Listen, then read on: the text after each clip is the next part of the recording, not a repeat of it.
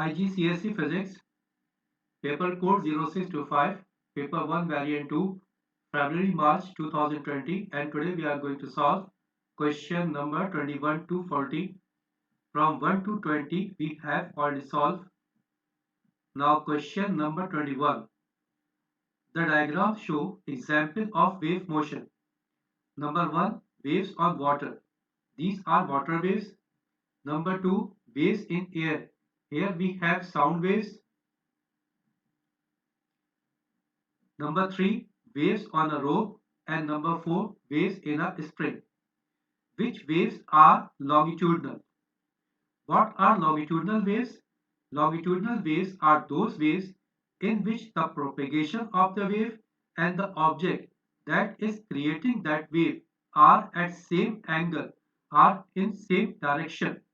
So here longitudinal waves are shown in number 2 and number 4. Sound waves and the waves in a spring are examples of longitudinal waves, whereas the wave shown in the ripple tank means water wave, or the wave in a rope are transverse wave. So 1 and 3 are transverse wave, 2 and 4 are longitudinal waves, 2 and 4 are given in option D. So here our correct option is option D. Question number 22. Waves on the surface of water travel from deep to shallow water. Which diagram shows the correct path of the wave in the shallow water? When water waves enter from a deep water to a shallow water, the wavelength is decreased. Now here in the option A, we are looking the wavelength is decreased when the wave enters from a deep to shallow water. In option B, also we are looking that the wavelength is decreasing when the water is entering from a deep water to shallow water. So here option A is possible and also option B is possible. Now what about the option C and D? In C, we are looking that when water enters from deep water to shallow water, here wavelength is increased. Here we are looking that the wavelength is less, here wavelength is more. So here wavelength is increasing. The same thing we have observed in the option D, that here wavelength is less, and when water enters from deep water to shallow water, wavelength is increased. And what we have studied? We have studied that when water enters from deep water to shallow water, the wavelength is decreased. It is not increased, it should be decreased. So option C and option D are not the possible option. Our possible options are A and B. Now second thing, when water wave enter from deep water to shallow water, it bends towards the normal. What is normal? Normal is an imaginary line that is drawn at the surface of these two regions, at the boundary of these two regions. It is our normal. Now when the ray enters from deep water to shallow water, this wave should be deflected. It should bend towards the normal.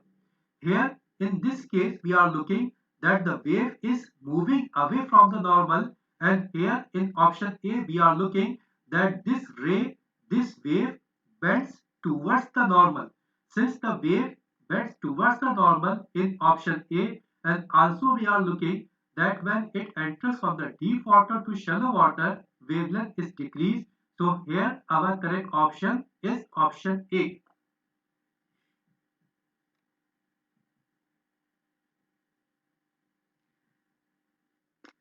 Question number 23.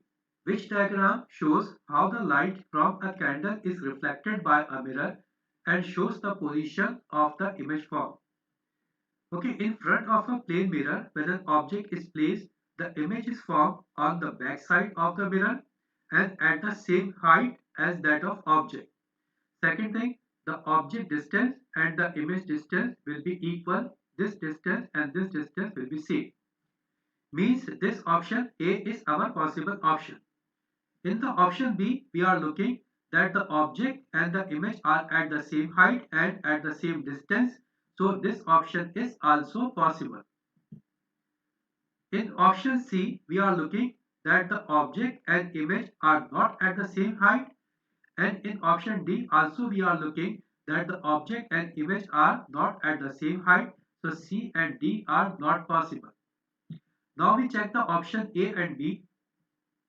Now if we draw an imaginary line at the point where this incident ray is striking the mirror at right angle to the mirror, then this imaginary line is called normal, and the angle in between the normal and the incident ray is called angle of incidence. The angle in between the reflected ray and the normal is called angle of reflection.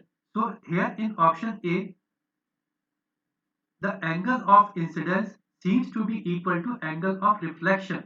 Here we are looking that it is our incident ray and this is our reflected ray. Reflected ray is along the normal. It is not possible. So here this option is not possible. Our correct option is option A, where the image is formed at the same height as the height of the object on the opposite side, on the back side of the mirror, and here angle of incidence is equal to angle of reflection. So here correct option is option A. Question number 24. The diagram shows an image being formed by a converging lens. Which description of the image form is correct? We have placed an object in between F and 2F. When an object is placed in between F and 2F, the image is formed beyond 2F. This image is inverted and enlarged in size. Now we check our option. Option A, enlarged and inverted. So it is our correct option. When we place an object in between F and 2F, the image will be formed beyond 2F and the image will be enlarged and inverted, and also it is a real image. So here our correct option is option A. What is given in the other option? In option B, enlarged and upright. It is enlarged but not upright. It is inverted. So this option incorrect. Option C, diminished and inverted. It is inverted but not diminished. So this option is incorrect. Option D, diminished and upright. It is neither diminished nor upright. So this option is also incorrect. Here correct option is option A. The image is enlarged and inverted. Question number 25. The horn on a ship makes a sound. The captain on the ship hears an echo from cliff 4 seconds later. The speed of sound is 340 meters per second. How far away the cliff from the ship? Here we have to calculate the distance in between the ship and the cliff. Distance is given as v into t, where this s is for distance, v is for speed or velocity, and this t is for time taken to cover the distance s. Now here velocity is given 340 meter per second. What is the time? Here it is given that a horn on a ship makes a sound. The captain on the ship hears an echo. Hears an echo means the sound starts from ship, it strikes the cliff and then rebounds, and again it reaches to the ship and the sound is heard again. So here this time 4 seconds is the total time from the ship to the cliff and again from the cliff to the ship. If we have to calculate the distance from the ship and the cliff, then we have to take the time taken to cover the distance only from the ship to the cliff. The time taken to distance covered from the ship to the cliff will be half of this distance. Half of 4 means 2 seconds. So here time will be 2 seconds. Velocity is 340, and by solving this one we get the answer 680 meters. 680 meters is given in option C. So here correct option is option C. Question number 26. Bats produce ultrasound wave to navigate. What is possible frequency range of these waves? Okay, ultrasound waves range from 20 kilohertz to 120 kilohertz. That is given in the option D. So here correct option is option D. Question number 27. The table shows the forces that exist between magnetic poles. Which row is correct? N pole and N pole means North pole and North pole. In between the same poles there is force of repulsion, and in between the opposite poles there is force of attraction. So in between North and North there will be repulsion, and here repulsion is given in option C and D. So possible options are C and D. Now here in second column it is given N pole, here it is given N pole, and here it is given S pole, means North pole and South pole. Here we have opposite poles. In opposite poles there should be attraction, and attraction is given in option C. So here correct option is option C. In between North and North pole there is repulsion. In between North and South pole there is attraction. So here correct option C. Question number 28. The diagrams show three different metal rods P, Q and R inside coils of wire. Small iron nails are placed on a wooden bench under the rods. Diagram 1 shows the situation when there are electric current in the wires. Diagram 2 shows the situation when the current are switched off. Here it is diagram 1. Here we have passed the electrical current in the coil and the switch is on, means electrical current is passing. Here we are looking that the nails are not attracted towards this metal rod P. Here we are looking that the nails are attracted in Q and R.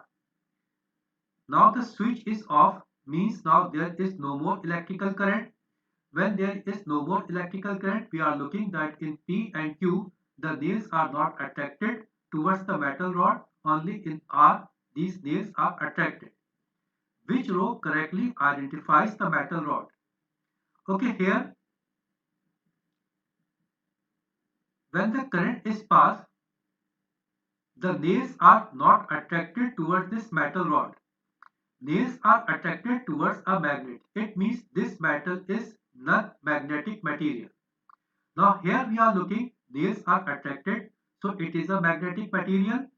Here the nails are attracted, so here the metal rod is a magnetic material. In diagram 2, there is no more current. When there is no more current, here in P, the nails are not attracted. It is not a magnetic material as discussed here. When the electrical current was passing, the nails was attracted towards this rod Q. But when it is switched off, there is no more current, then the nails are not attracted. Means it is a temporary magnet.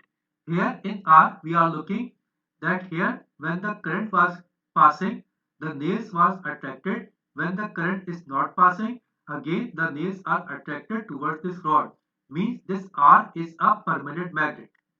Now we check the option. In options, we have three columns. First P. For P, in option A, it is given copper, soft iron, steel, copper. Copper is non-magnetic material. So here, this metal may be copper. So our possible options are A and D. Now what about Q?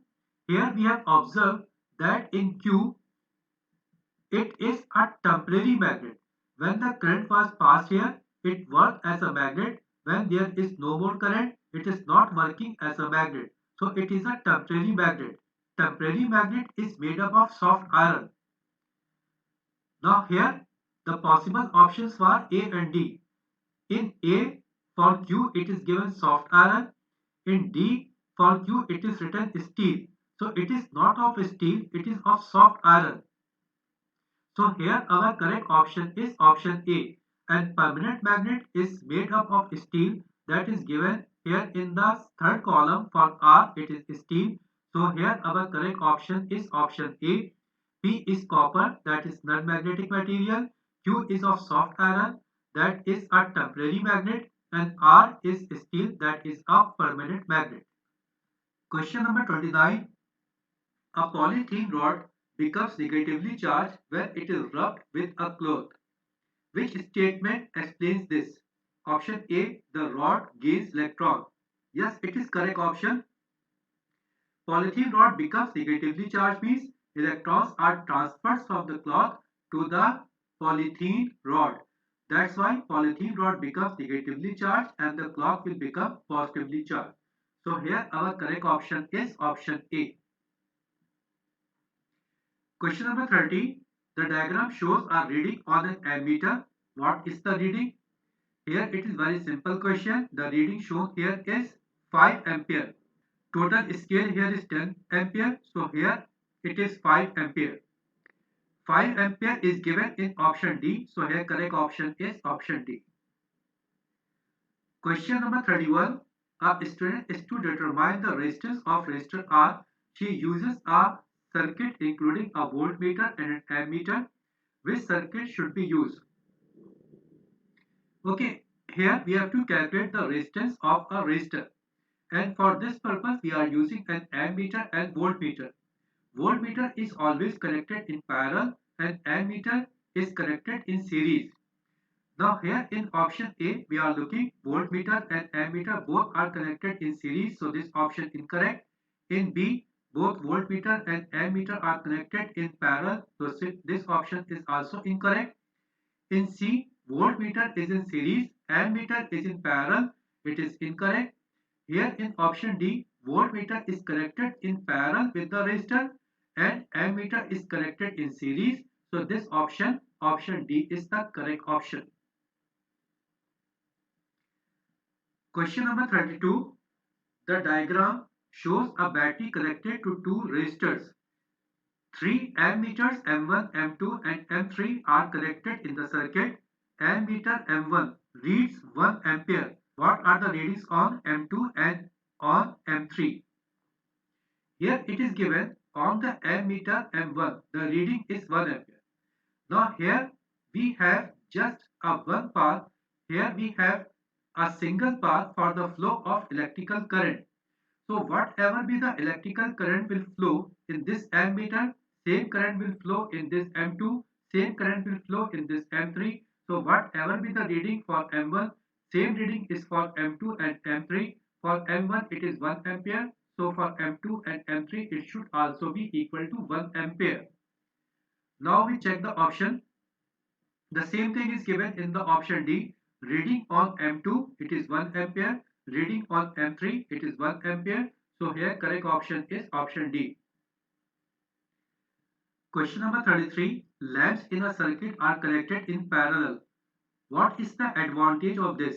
Option A. If one lamp breaks, the other remains lit. Yes, it is the correct option. If one lamp breaks, if the circuit is broken for one lamp, the other lamp will still, they will remain in working condition. So this option, this point is correct. Option B, less current is taken from the power supply. No, whether we connect this one in parallel or in series, the same current will be drawn. Option C, the lamps use less power than if they were connected in series. No, the power of the lamp, it will remain same whether we connect this one in series or in parallel. So this option is also incorrect. Option D, the potential difference across each lamp is less than that of the power supply. No, when the lamps are connected in parallel, the voltage or the potential difference remains same. So this point is, this option is incorrect. Here correct option is option A. If one lamp breaks, the other remains lit. Question number 34.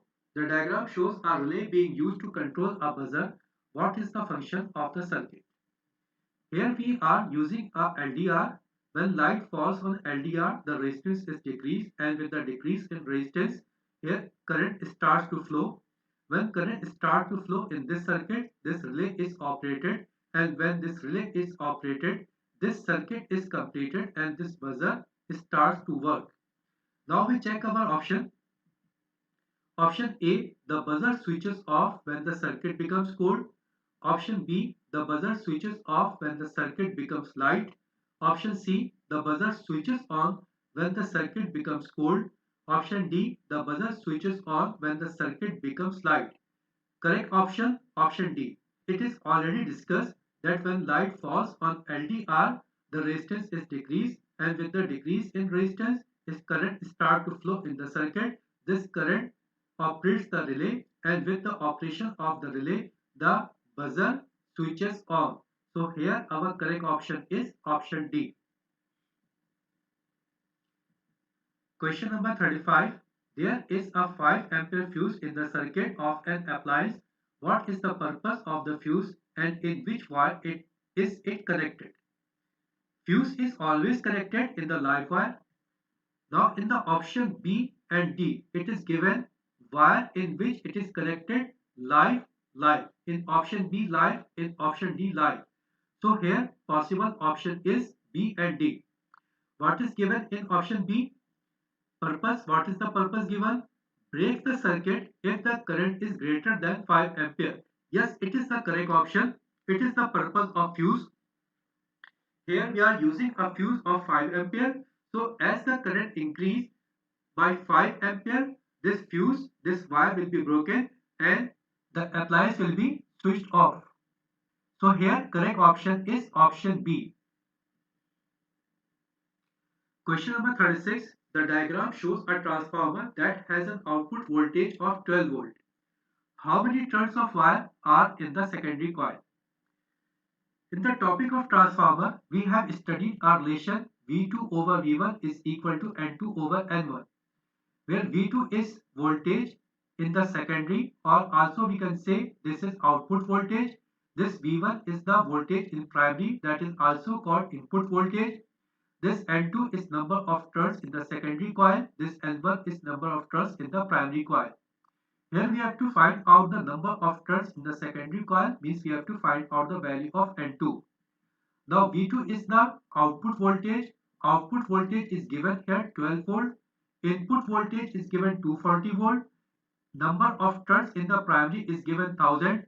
So here V2 12, V1 240, N1 is 1000.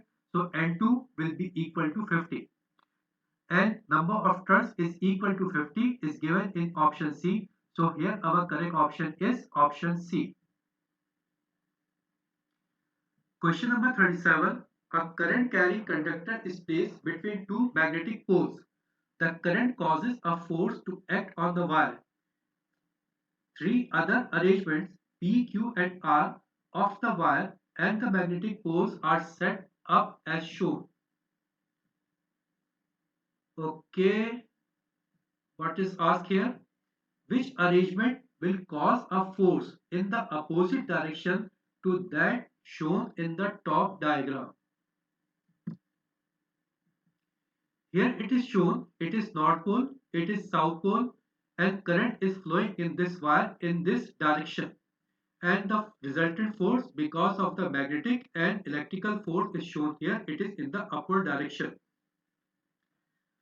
Now if we have to change the direction of the force, if we want the direction of the force in the downward direction, either we have to change the direction of electrical current in the wire, or we have to change the poles of this magnet.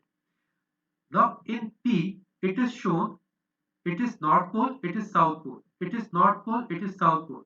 Just one thing we have changed here. Here the direction of the current was in this direction.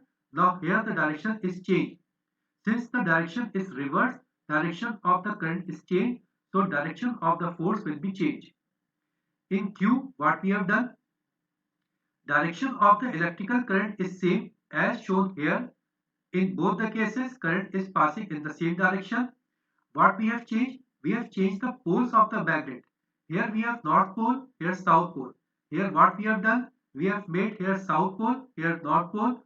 So again, here the direction of the force will be changed. Here the direction of the force is in upward direction. Here the direction of the force will be in downward direction. In R, what we have done? We have changed the direction of the electrical current, and also we have changed the poles of the magnet. So here direction of the force will remain same. Direction of the force will not change. So direction of force will change only in P and Q, not in R. Now we check the option. P and Q only is given in option B. P and Q. It is P and Q. So our correct option is option B. Question number 38. The symbol for a radioactive nuclide of carbon C614. How many neutrons are in the nucleus? This 6 is called proton number, means number of proton. This 14 is called nucleon number, means number of proton and number of neutron.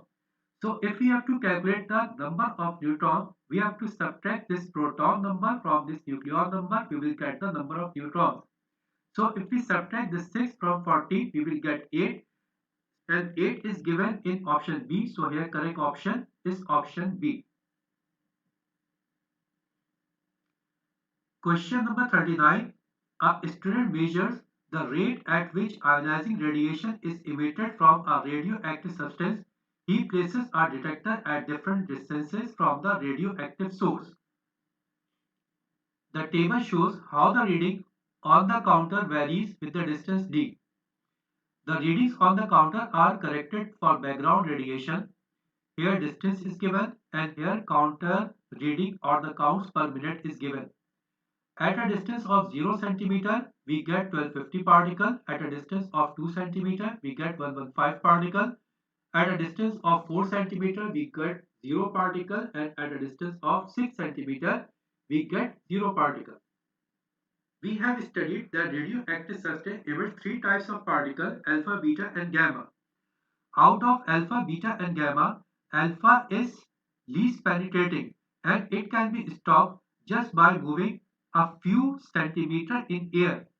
So here the most possible particle is alpha particle, because it is shown here that at a distance of 4 centimeter we got 0 particle, means the particles are stopped. So here the possibility of the particle is of alpha particle.